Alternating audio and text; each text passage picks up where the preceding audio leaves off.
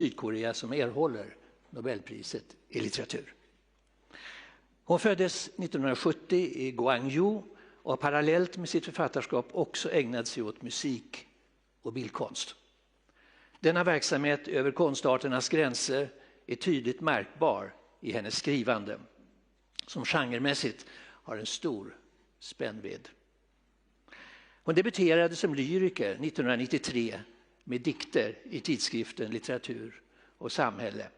Och 2 år senare kom prosadebuten med en samling berättelser. Hon fick sitt stora genombrott internationellt med romanen Vegetarianen som kom 2007. En lika drastisk som poetiskt förtätad skildring av de våldsamma konsekvenser som vägran att äta kött kan föra med sig. Han Kangs fysiska inlevelse i utsatta, ofta kvinnliga livsöden är påtaglig och den förstärks av hennes metaforiskt laddade prosakonst. I romanen Lektioner i grekiska från 2011, som ännu är oöversatt till svenska, utvecklas varsamt ett kärleksmöte mellan en kvinna som förlorat förmågan att tala och hennes lärare i klassisk grekiska som håller på att bli blind. Boken blir en vacker meditation över förlust, intimitet och språkets yttersta villkor. En annan politisk klangbotten har romanen Levande och döda från 2014, där Han Kang utgår från en historisk händelse i staden Gwangju, där hon själv växte upp och där hundratals studenter och obeväpnade civila mördades i en massaker 1980. Med sin brutala konklusion närmar sig Han Kang här vittneslitteraturen som genre. I den vita boken från 2016 får Han Kangs lyriska stil åter dominera. Det är en sorgsång ägnad den person som hade varit jagets stora syster om hon inte hade gått bort bara ett par timmar efter födseln. I en följd av korta anteckningar som alla handlar om vita föremål är det denna sorgens färg som associativt bygger upp boken som helhet.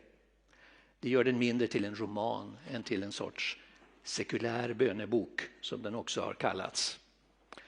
Det är i tilltalet till en döda som boken når fram till sina sista ord. I det vita, bland alla de vita tingen, kommer jag att andas in det sista andetag du gav ifrån dig.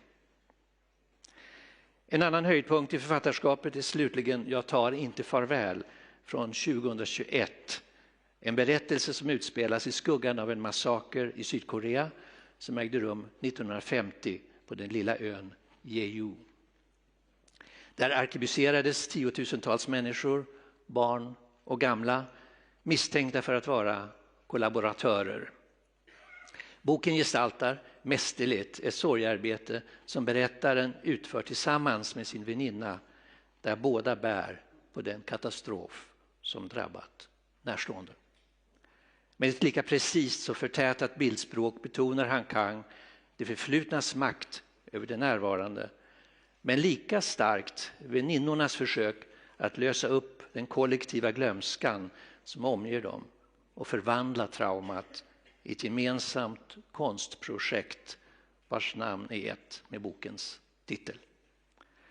I sitt författarskap konfronterar Han Kang med prismotiveringens ord historiska trauman, och i alla sina verk blottlägger hon människans sårbarhet. Hon har en unik uppmärksamhet på förbindelserna mellan kropp och själ, levande och döda, och i sitt sökande och poetiska skrivsätt har hon blivit en förnyare av den samtida prosan. 4 av de prosaverk som jag har nämnt är översatta till svenska. Vegetarianen kom 2016, Levande och döda samma år. Den vita boken kom 2019 och Jag tar inte farväl 2023. Han Kang, the 2024 Nobel laureate in literature, is the first writer from South Korea to be awarded the Literature Prize. She was born in 1970 in Gwangju and has alongside her authorship also devoted herself to music and art. Her work in crossing the boundaries between art forms is clearly reflected in her writing, which has a broad span in terms of genre. In 1993, she debuted as a poet in the magazine Literature and Society, and 2 years later made her prose debut with a collection of short stories. Her major international breakthrough was the novel The Vegetarian from 2007, and a harshly effective yet poetic portrayal of the violent consequences that proceed from the protagonist's refusal to eat meat.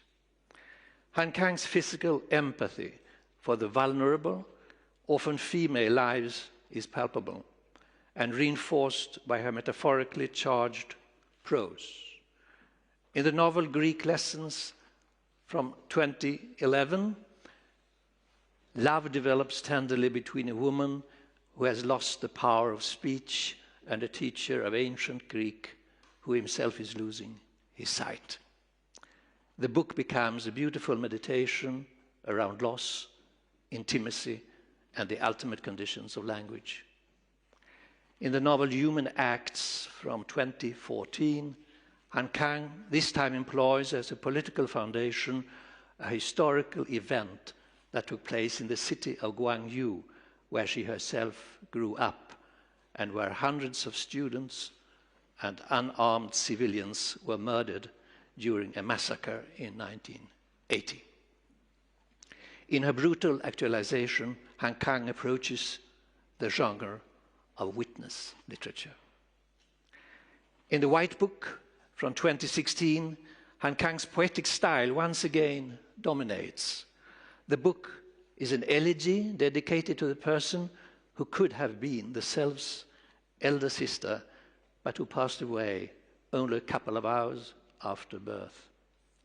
In a sequence of short notes, all concerning white objects, it is through this whiteness that the work as a whole is associatively constructed. This makes it less a novel and more a kind of secular prayer book, as it has also been described. It is in addressing the dead that the novel reaches its final words. Within that white, all of those white things, I will breathe in the last breath you released. Another highlight of her authorship is finally We Do Not Part from 2021.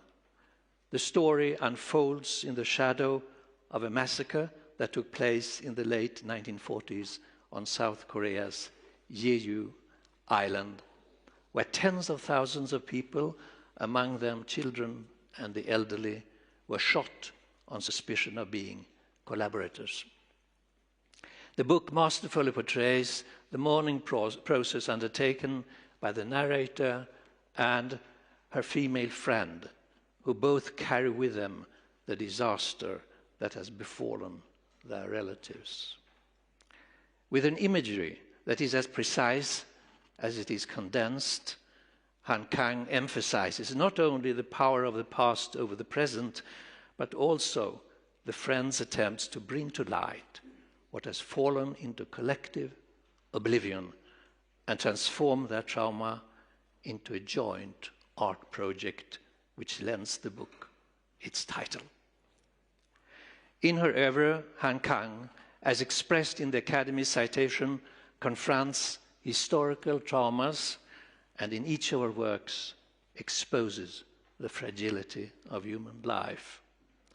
She has a unique awareness of the connections between body and soul, the living and the dead, and in her poetic and experimental style has become an innovator in contemporary prose.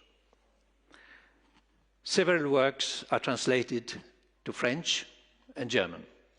In English, we have Convalescence from 2013, The Vegetarian, 2015, Human Acts, 2016, The White Book, 2017, Europa, 2019, Greek Lessons 2023, and We Do Not Part, which is planned to come out next year in 2025.